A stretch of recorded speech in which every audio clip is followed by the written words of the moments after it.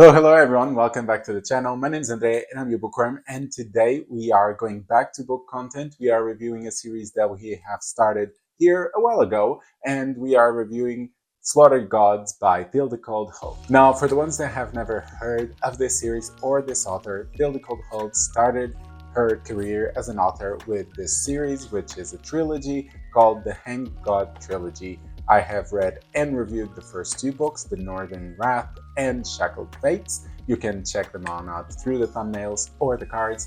And today we are basically reviewing the third one of the trilogy. What is this series or this book about? Well, this is a Nordic mythology inspired epic fantasy with a dash of historical fiction into it. The best way I've described and what I felt while reading this series is, imagine the game God of War Ragnarok, that whole world. It's kind of like that, but in a book format with a completely different story, of course. This book came out in 2022, so pretty recent, a couple of years, 3 years only. However, in this amount of time, I would say that this book and the series overall is quite underrated and underhyped, because on Goodreads, this book has just short of 300 reviews. That's very little, practically 100 reviews per year, not that good.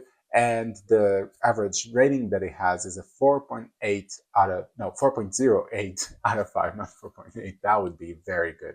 No, 4.08, which is okay. It's not the best, it's not the worst, but I mean, considering we only have 300 reviews, not even that, it just means that the score could very easily change one way or the other if we had thousands of reviews. The edition I have here is different from the traditional paperback edition because this is a special edition by the Broken Binding subscription, the fantasy subscription, and you can see that it has a completely different cover. But what I like the most about it is actually the sprayed edges, because this, which is part of her tree, and it completes with these books here, you can see it very well, basically creates Yggdrasil, which is a big important part in Nordic mythology.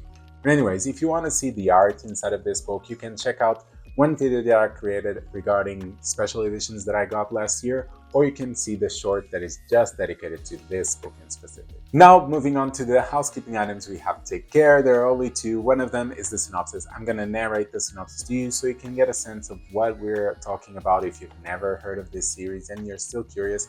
But at the same time, there will be spoilers. In the end, this is the final installment of the series. So if you want to just skip through it all and go right into the review, you can do that by skipping to the next timestamp and you'll go right into that. All right, let's get on with the synopsis. All shall perish. The great wolf howls for Ragnarok to begin.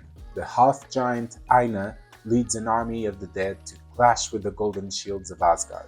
The Nornir tie and retie their threads as Loki's and Odin's schemes unfold and unravel. For not even cunning gods and giants see every part of the web. As the survivors of the burned village of Ashhill converge on the final battle on Ida's plain, only two are truly free to choose their paths and prevent the annihilation of the Nine, a storyteller who holds all destinies in his hand, and a shield maiden with no destiny at all. Alright, and now with the synopsis out of the way, let's just look at the previous scores we got for the two books so we can get a sense of where we are and what are the strengths and the weaknesses for this series. So as you can see, it started off quite well with a 4.6. It was a really great start for the series. However, the second book suffered a dip onto a 4.2, so it kind of suffered a bit of middle book syndrome in that sense. But I mean, a 4.2 in itself is not bad. It's still a strong book. But yeah, in regards to the second book, the plot suffered quite a bit, and because of that, the characters also suffered a tiny bit from it. And because of all of that, my enjoyment itself suffered from it. So there was a kind of a cascading effect, all starting with the plot. But so how will this third book fare? Let's find out, and we shall start with the first category of always, which is plot. So in this last installment, we get to see Ragnarok in its full potential. We finally get to this climax. And I mean, this has been building since book one, with all the multiple plot lines diverging and eventually reconvening in this point in time and in space, considering that Ragnarok is one big battle that happens that determines the fate of all 9 worlds. I thought that in this book, the plot went back to the same quality as it had in the book 1, and in that sense that there weren't characters just trying to find each other like it happened in book 2. This time the characters had a purpose, and that purpose was also engaging with the plot and making the plot twists and the turns and just the revelations to be fulfilling and not just, oh, they're not there, let me go and somewhere else to find them. And I mean, the plot was great as well at giving you those surprises that you think, oh no, something bad's about to happen, or some revelation that you think twists the way you see the story completely. So I like that it did that. And I mean, some of these plot twists weren't mind-blowing or groundbreaking. They weren't the kind that you think, oh my god, how could I not see this? But at the same time, they are plot twists where on a reread, you could see the hints there and you could see how things would unravel to do what happens in this book. I think the climax of the story was appropriate with all the character arcs finalizing, but especially for the plot lines. I think they tied themselves out together really nicely, and so I'm going to give a 5 out of 5 for this category. Now let's talk about characters. This category had increased a bit in the previous book, even though I said that it suffered a bit from the plot. But the fact is, the characters themselves had developed, they seemed to have goals, most of them, and they just seem to be more three-dimensional, more deep. And did this trend continue in this book? Unfortunately not. I think this book suffered a bit of what I call the Jade Legacy effect, because there were characters that there were time skips very long, and you just see them when they were children and then when they were adults, and nothing in between almost. And I feel like that is kind of like a cop-out just to get the characters where they need to be for the plot, which, I mean, I understand that the plot needs that. It was good that the plot was done in that way, but the character suffers a huge blank in their life, which I don't think, I mean, because all the other characters, we see them in a continuous manner, then that one just feels a bit, like I said, a cop-out. I mean, luckily this does not happen with all characters, and some of them still have good arcs overall, and I think all the characters end well at the end of the series. So for this category, I'm going to give it a 4 out of 5. However, it is going to be a 4 minus, or closer to a 3 than, closer to a 3 than a usual 4 would be. And we're halfway through, so let's talk about world building. I mean, with Ragnarok, this is the perfect opportunity for world building, because if you like Nordic mythology, you know that Ragnarok is a huge event that is always mentioned in all Nordic mythology media.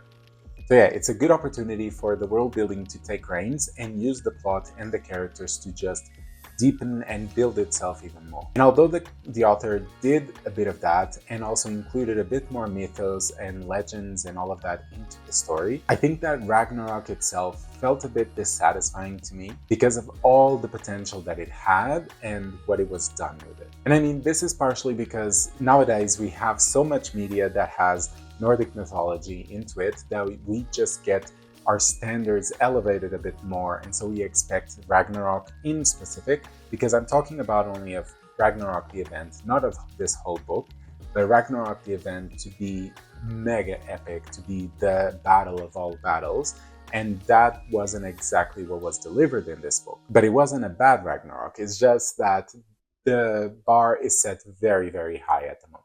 So for this category, I'm going to give it a 4 out of 5. Now let's talk about writing style, which I think Thilde Kold Holdt's writing suffered an improvement from book 1 to book 3. And I mean, I think this book, this last one, was the best one in terms of writing and pacing. Every time I was reading this book, I could envision everything that was described with perfect detail. And I think the ambience that the author created was perfect for the type of book it was, because like I keep saying, this book reminds me a lot of God of War Ragnarok, and I think that wouldn't have made it possible if the author didn't write it this well. And as for pacing, I think it had what needed, the peaks and valleys that I keep mentioning, and I think it was good that it kept just going between these, like giving us the readers some time to relax, then going into some big revelation or a big battle, action scenes whatsoever, and then relax again, but always increasing towards the big climax. And I mean, Thilde Kold Holdt describes battles and actions very well. I think she excels on that. And finally, the themes of the book were also good. I mean, I think this book wasn't very focused on the themes. They're more in the plot and the characters. However, the themes, when they were mentioned, I thought they were well delivered. And so I think this category overall is a 5 out of 5. And our last category is enjoyment. And last books tend to be enjoyable if you've enjoyed the other two, because now all the things are being delivered, the climaxes, the plot twists, all the plot lines are tying themselves, so it's just this avalanche of things that are cool to read about. And this one was no exception. I was already having a great feel when reading this series, so I was enjoying it nonetheless. And as I kept reading and we kept approaching the climax, I just kept trying to find excuses to read more and more. I think this book is another one of those cases where even though the technical parts aren't exactly to my liking, so the plot or the characters or the world building, the plot is pretty good, but in this specific case, the characters and the world building, even though they are not exactly how I would imagine, I think they are still good enough to make me enjoy the story. It's the case where, could they have been better? Definitely, they could have been better to my taste, but as it stands, I think they are pretty good, but I am able to enjoy them still. So for this category, I'll give it a 5 out of 5. And so we end our review. Just as a refresher, we have 5 for plot, 4 minus for characters, 4 for world building, 5 for writing style, and for enjoyment. And this gives us a final score of 4.6 out of 5.